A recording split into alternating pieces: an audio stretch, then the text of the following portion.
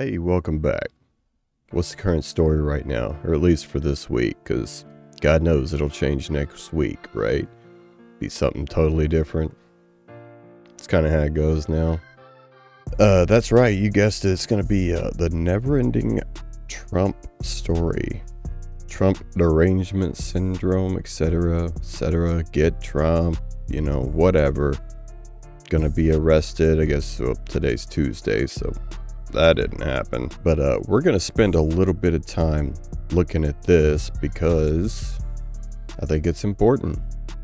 Most people do seem to be taking a side on this, as usual, based on the red and blue lines.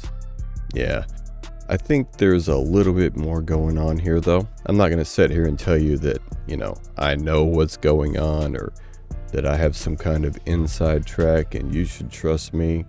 I don't know anything more than you know. I should rephrase that. I don't know anything more than you could know. I don't have any inside tracks, okay? I'm just a guy using his brain. I use the same tools you do. I have the same set of tools you have available to you. I'm not special.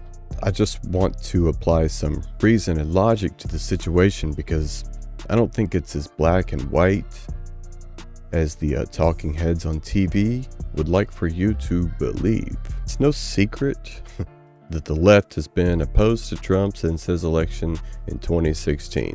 In fact, I would say that's a massive understatement. I've seen quite a few elections in my time, and the amount of pure hatred that was generated and piled on this guy was nothing short of astonishing. Full disclosure here, I did not vote for Trump in 2016. That's not to say that I voted for a Clinton, because hell hasn't frozen over and pigs are still walking. But I didn't vote for Trump the first time around. Second time I did. My point is, I'm not a Trump fanboy. I don't put that much blind faith into any public figure, and neither should you, by the way. A lot of what he said during his campaign was encouraging, but he was running as an R. We've been burned by both R's and D's too many times for me to justify blindly following a party. And I don't. And that's why.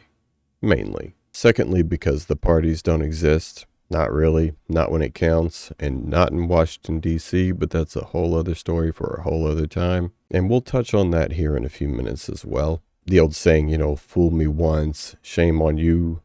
Fool me 30 times, shame on me. That applies here with both parties. With all of that being said, I watched with fascination as the entire government, including its propaganda arms and outlets like CNN, MSNBC, social media companies, spent the last 7 years hating on this guy 24/7. It's been really incredible to watch and also very, very silly, to the point of being pretty funny at times.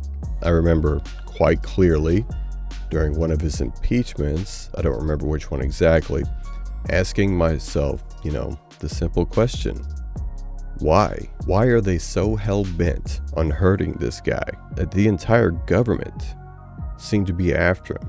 It outweighed any amount of party opposition that I had ever seen directed at any president that I can remember.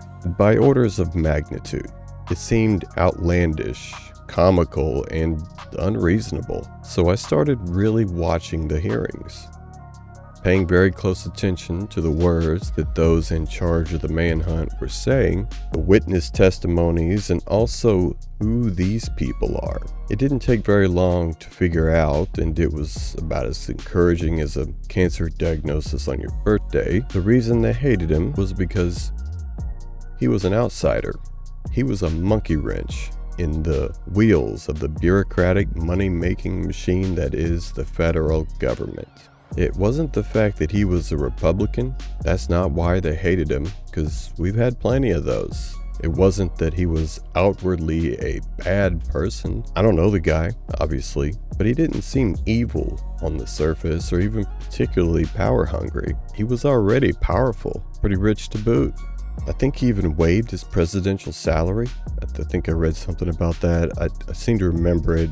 I don't know if it's true. I don't really feel like looking it up, but I do remember hearing something about it. My point is this: the hatred that was directed at this one guy was focused in his direction and on him because he wasn't one of them. What do I mean by that exactly? So as I said, I've seen quite a few presidential elections. Every one of them, with the exception of 2016, has gone about like you would expect.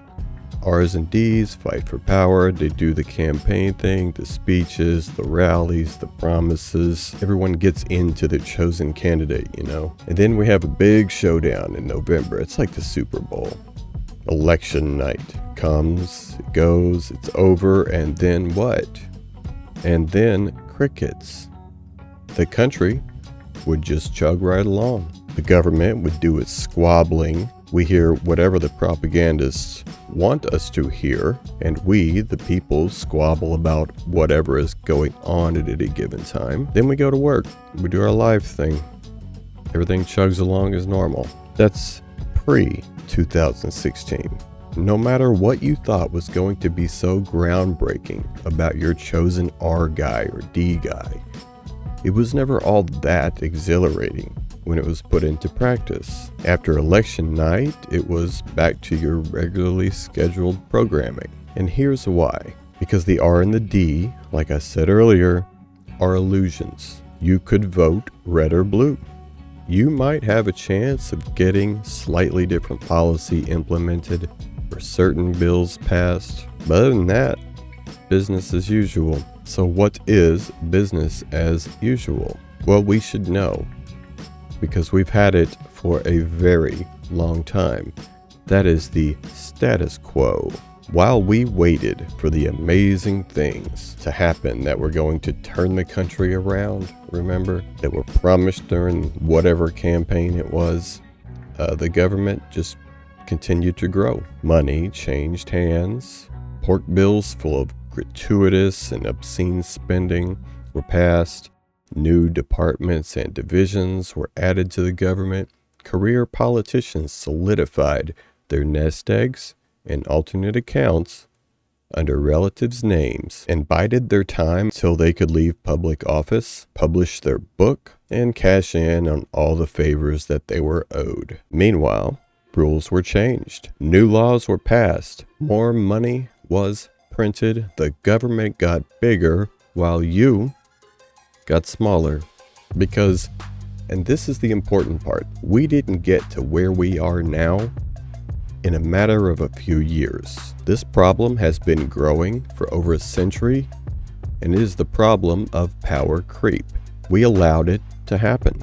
There are several reasons. I won't go into the details of how in this video, but it boils down to greed, evil, and naivety. Once again, the worst attributes of our species reared their ugly heads, and we slowly gave in to tyranny. Again, this isn't something new, okay? Not even close. History is replete with stories just like America. I don't see that changing anytime soon, if ever. Back to the main topic, purpose of the video. 2016, the status quo, a rigged game. A game that had endured for decades. And suddenly a wild card was thrown onto the table. Donald J. Trump. He wasn't a career politician. He was just some rich real estate dude, a TV personality, and a really annoying reality show. The key was he wasn't beholden to anyone. He didn't owe anyone for where he was in life. Not in the same way that career politicians often are. He had never even been a senator, let alone a governor. He's just some guy. He wasn't a part of their system. He had not been indoctrinated. He didn't know how it worked.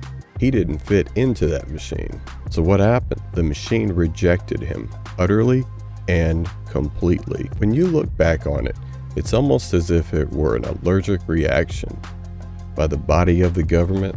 These career politicians, bureaucrats, congressmen, directors of departments, middle managers, and little kings of their little fiefdoms suddenly had an outsider in charge over them, one that threatened their entire line of progress towards money, power, and eventual retirement and luxury. What made them even angrier, I think, though, they had counted on this being the way things were going to go for them because they watched others get it. Those that had done their jobs in those positions before them were living good lives after retirement, after they cashed in on their favors, got what they were promised. So suddenly they're in the right place, but potentially the wrong time. Oops, how dare this outsider come in and mess this up for me? Others in my place had gotten theirs for decades. I deserve to have the same. Now it's all in question because the plebs elected a guy that isn't in the know. Is it starting to make sense now? I'm not making a case for Donald Trump, okay? I don't know the guy. I do know that the government hates everything he stands for because he stands in for you. He represents you and your own interest as a citizen. And the government has grown so massive and all-encompassing that even just the idea of serving you is revolting to them. So he did stand in your stead. He did. Now, I'm not so sure, because no matter how you look at it, being the president was not a good thing for Mr. Trump. He was and continues to be a focus point for everything the government hates. It's fictional though, because the government doesn't just hate Trump, they hate you, the American citizen, the person that lives life on their own terms and takes full advantage of the liberties that they were born with. That's who they really hate. But they can't wage a war on you, or at least not yet. One guy though, they can do that and then some. After being their punching bag for so many years, what's that do to a person? Trump lost money as the president. That's a first. History shows that ex-presidents are always richer than they have any right to be, just like senators, congressmen, cabinet secretaries, etc., etc. The toll of financial losses, constant attacks by the entire government, betrayal, demonization for so many years, there's a heavy personal price for that. So here's my question. Is Trump still the Trump from 2016? One has to wonder. It's healthy to ask. He fought the valiant fight, but he's not a messiah. He's just a man. And being just one man, the odds are certainly not on his side. So how have the last 7 years affected him? Could it be possible that after living through this hell that was heaped upon him, he has gotten tired of being the center target? Maybe, just once, he'd like to enjoy some of the same benefits of power that so many have enjoyed before him in those positions as a result of their government service. I'm simply posing this question, and it's just that. It's an objective question. We can ask this question, and it's okay to ask it. Like I said, I don't believe in a man. So what makes me want to even pose this question? Well, the nonsensical political attacks on Governor DeSantis, the stark red versus blue statements in a lot of his rallies, and most importantly, to me, not committing to stop this Ukraine nonsense. He was asked this question on a podcast and he dodged it. Nah, man. So it's left me wondering. He didn't answer the question, but he certainly dodged it, much like a politician would. Is Trump a politician now? 7 years of politics is a long time. That leads us to the present day, the Arrest Trump episode that we're watching now. What's really going on here? Ask yourself this. Who stands to lose from this entire situation, really? Trump? The loss would be marginal, at best. The government? Not at all. The people lose.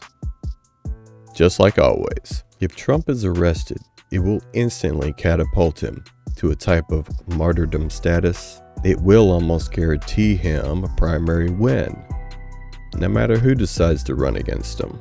The other side, the D side, will get their footage, they'll get their story, but will they get what they really want?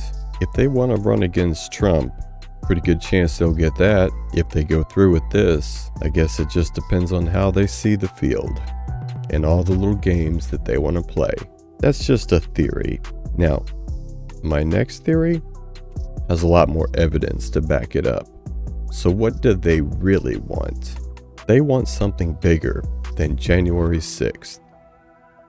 They need something bigger, badder, and bloodier. Something that will be irrefutably terrible. An event so horrible that everyone must agree upon the idea that it would be a day that lives in infamy. If it's January 6th on steroids, that's all they need. Then, once and for all, the government can declare publicly how much they hate you. They can finally cement their power, and it will be permanently secured. Their plans, futures, powers, luxury, and retirements will never be threatened by you again, because they will always hold that upper hand. They will have the ultimate victim status, and that, I'm afraid, is what they really want. So what to do? That's a damn good question. What do we do? What should we not do? Do not place blind faith in men. That includes red men and blue men. Do not accept defeat without fighting the battle. Something tells me it's going to be plenty of battle to come, but that's a battle for your own sake, not for a man. Most importantly, don't give the enemy what they want. And in the meantime, maybe snag a copy of The Art of War. Couldn't hurt.